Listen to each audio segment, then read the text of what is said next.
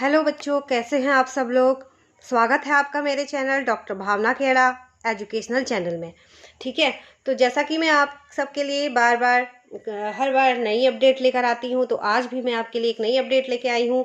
Special scheme for 2021-22 class 10th और 12th के board exams के लिए। ठीक है, तो बच्चों सीबीएसई ने ये तय किया है इस बार कि जो बोर्ड एग्जाम होंगे वो टर्म वाइज होंगे, यानी कि आपके जो एग्ज़ाम होंगे वो 2 टर्म में होंगे, सेमेस्टर वाइज होंगे। ठीक है, 2 बार, यानी कि आप ये समझ लो कि आपके जो बोर्ड एग्ज़ाम होंगे वो 2 बार होंगे। टर्म 1 जो होगा आपका वो नवंबर दिसंबर में हो जाएगा, और टर्म 2 जो होगा वो आपका मार्च और अप्रैल में हो जाएगा। तो दोनों टर्म के लिए 50-50% सिलेबस जो है वो सिलेबस यहाँ पर रखा जाएगा। यानी कि जो आपकी पूरी बुक है उसमें से 50% सिलेबस आपका टर्म 1 में आएगा, और 50% सिलेबस जो होगा वो आपका टर्म 2 में आएगा। ठीक है, तो आप बहुत ही ध्यानपूर्वक इस वीडियो को देखें, और देखें तो जब आपको जानकारी होगी सारी चीज़ों की तभी आप बहुत अच्छे से इसकी तैयारी कर पाओगे। ठीक है बच्चों, तो देखिए अब इसका पॉइंट वाइज मैंने इसके लिखे हैं। देखो, टर्म 1 का पूरा पेपर जो होगा वो बहुविकल्पीय होगा, यानी कि वो ऑब्जेक्टिव होगा। और यहाँ टर्म 2 में पेपर थ्योरी पर निर्धारित होगा। प्रश्न इसमें लॉन्ग होंगे, शॉर्ट होंगे, और ये जो पेपर होगा ये थ्योरी पर, यानी कि ये सब्जेक्टिव पेपर होगा। ठीक है, तो दूसरा पॉइंट देखो, पेपर का जो समय होगा वो 90 मिनट होगा, यानी कि 1.5 घंटे का होगा। ठीक है, और यहाँ यह जो पेपर होगा थ्योरी वाला ये तुम्हारा होगा 2 घंटे का पेपर होगा। तो पहले 50% से जो ये टर्म 1 होगा वो पहले 50% से आएगा, और जो टर्म 2 होगा वो नेक्स्ट 50% से आपका आएगा। यानी कि जो आपका टर्म 1 का सिलेबस है वो टर्म 2 में नहीं आएगा, जो टर्म 2 का सिलेबस है वो टर्म 1 में नहीं आएगा। ठीक है, और जो ये क्वेश्चन पेपर होगा ये सीबीएसई स्कूलों को भेजेगा, और यहाँ भी पेपर जो होगा वो सीबीएसई ही भेजेगा। ठीक है, यहाँ जो और प्रश्न होंगे, प्रश्नों के उत्तर जो होंगे ये OMR सीट पर आपको देने होंगे। टर्म 1 के जो क्वेश्चन पेपर होगा वो पेपर तो सीबीएसई से आएगा, लेकिन आंसर आप किस में दोगे? बहुविकल्पीय प्रश्न होगा, आंसर आप OMR सीट पर आप इसको दोगे। OMR सीट आप बच्चों ने देखी होगी। जिन बच्चों ने OMR सीट नहीं देखी है, देखो प्रश्न तो आपके पेपर में होंगे, लेकिन सीट में आपके ऑप्शन होंगे A, B, C और D। ठीक है, तो ABCD में से जो आपका राइट होगा, आप पहले क्वेश्चन पढ़ेंगे। हो सकता है क्वेश्चन में पैसेज आए और पैसेज में से आपको क्वेश्चन छांटने हो, तो क्वेश्चन होंगे, तो क्वेश्चन में जो क्वेश्चन का राइट आंसर होगा, अगर बी राइट आंसर है, ऑप्शन होंगे उसमें ABCD। अगर मान लिया आपका बी सही या सी सही है तो आपको सी में गोला लगाना है। ठीक है, एक क्वेश्चन के आपको 2 ऑप्शन में गोला नहीं लगाना है, तो वो मार्क्स कैसे हो जाएंगे?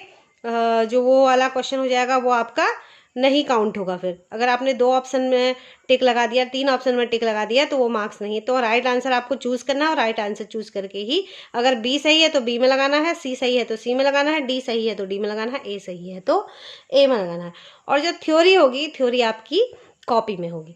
और ये जो होगा OMR सीट होंगी फिर स्कूल के द्वारा, ये जो सीबीएसई का उसी समय जो होगा, उसी दिन जो होगा वो अपलोड हो जाएगा सीबीएसई की साइट पर। ठीक है, और इसकी डेट जो है वो बाद में बताई जाएगी। अगर यह पेपर में सिचुएशन ठीक नहीं हुई, टर्म 2 के पेपर में अगर सिचुएशन ठीक नहीं हुई, तो पेपर टर्म 1 की तरह बहुविकल्पी करा दिया जाएगा, टर्म 2 भी, और यह भी फिर 90 मिनट का होगा। ठीक है, वैसे तो ये थ्योरी वाला होगा। अगर सिचुएशन ठीक नहीं हुई, कोविड-19 का दौर नहीं समाप्त हुआ, तो यह पेपर भी आपका बहुविकल्पीय हो जाएगा। इसका जो 50% सिलेबस है आपका वो जुलाई एंड तक आपको मिल जाएगा। ठीक है, जुलाई एंड तक ये आ जाएगा, ऐसा सीबीएसई का कहना है। अब देखो बच्चों, पहला टर्म जो है वो आप अगर मान लिया सिचुएशन ठीक नहीं हुई, पहला टर्म आप स्कूल से नहीं दे पाए, तो पहला टर्म अगर आपने घर से दिया तो क्या होगा? उसके एवरेज मार्क्स लिए जाएंगे, यानी कि उसका जो वेटेज होगा, वेटेज उसका कम हो जाएगा। ठीक है, जो वेटेज होगा, दोनों पेपर प्रॉपर तरीके से होंगे।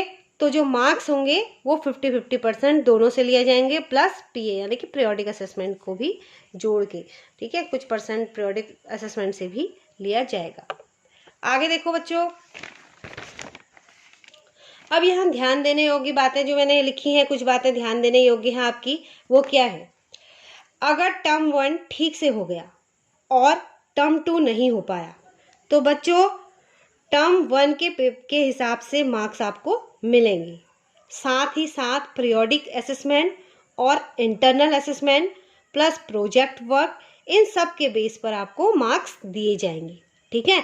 अगर टर्म 2 नहीं हो पाया तो, अगर टर्म 1 नहीं हो पाया और टर्म 2 हुआ तो पूरे मार्क्स जो है टर्म 2 पर ही निर्धारित रहेंगे, प्लस पीए मार्क्स, प्रोजेक्ट वर्क और प्रैक्टिकल मार्क्स।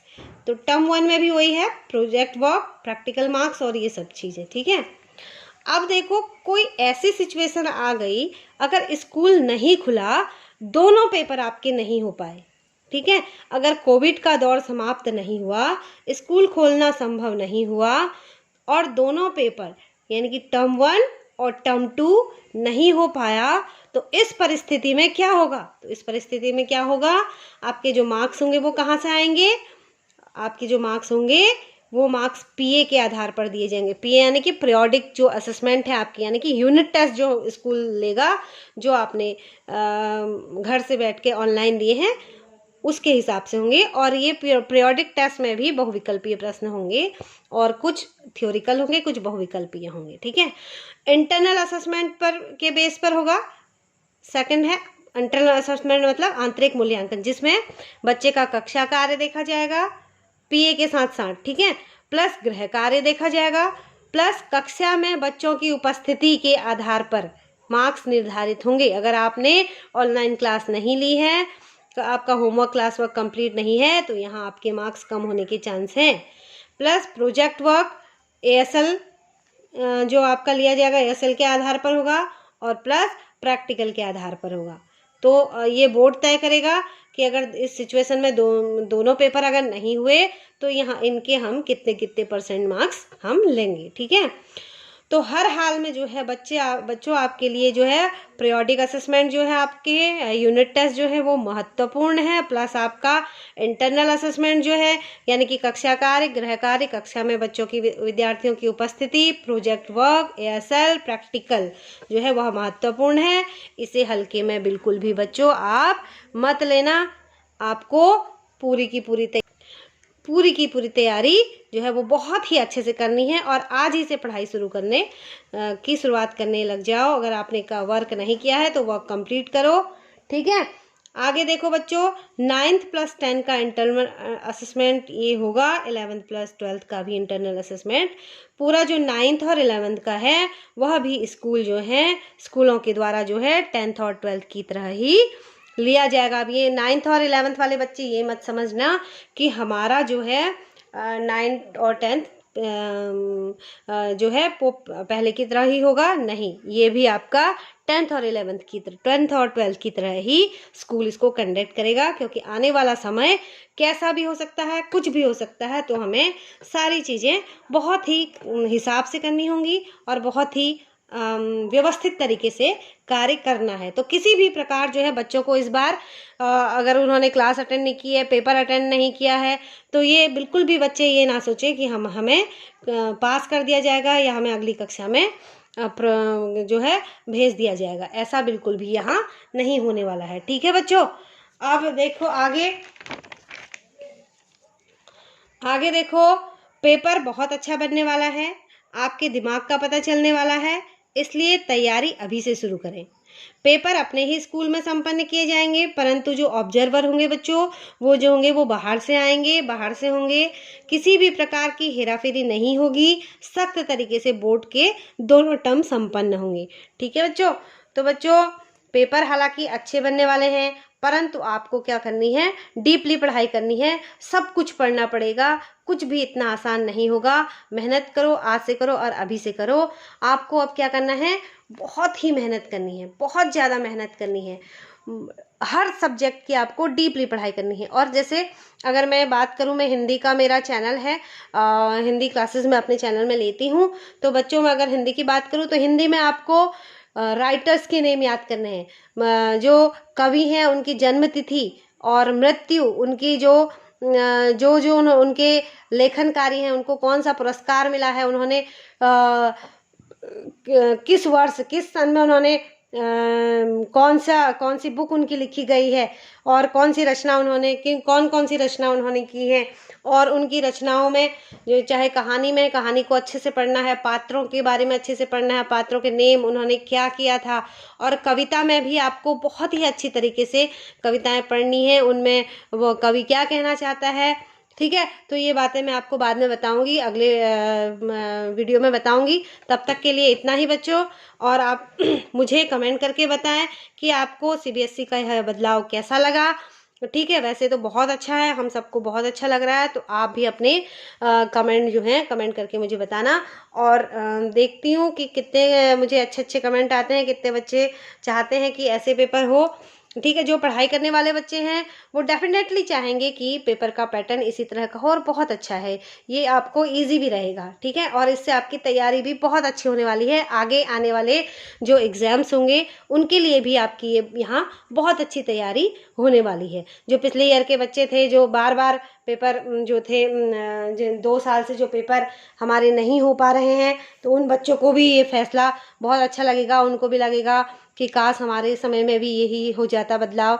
ठीक है, तो और आप बताइए कि आपको ये बदलाव कैसा लगा है। ठीक है, मिलते हैं अगली वीडियो में, तब तक के लिए बाय बाय।